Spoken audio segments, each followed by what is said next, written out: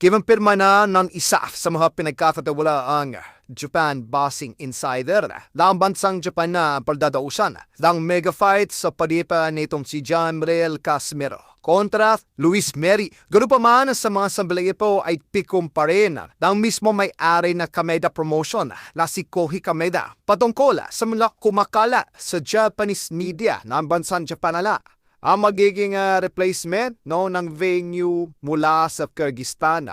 Well, kung susumahin po ay malabo po na humupa sa mga sabiling po, ang gera ay hindi na po sila aasa pa. Sa madaling salita ay hindi na po nila hihinpayin pa na humupa ang nasabing gera. At itong bansang Japan na lamang po, na baliwag mismo ni pong si Kameda.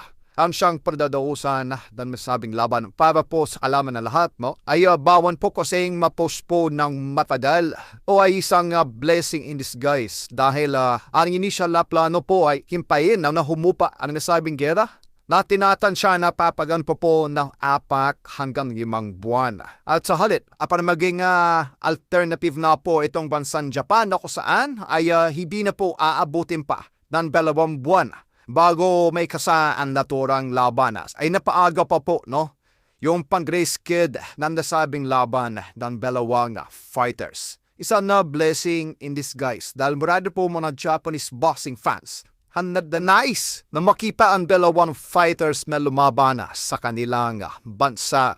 Wala, ito na po ang pagkakataon ng ating kababayan si Jamriel Casimero upang magpakipanggila sa papalonin na mas maimposibo itong si Luis Meri higit sa ipinakitang performance ni pong si Naoya Inoue kontra sa nasabing Mexican. 我々がずっと見てきたネリの務め、ごめんなさい、カシメロの務め方ということで、大樹さんいいでしょうか。そうですね。やっぱりこういうパワフルなパンチでしっかり最後倒し切るっていうかね。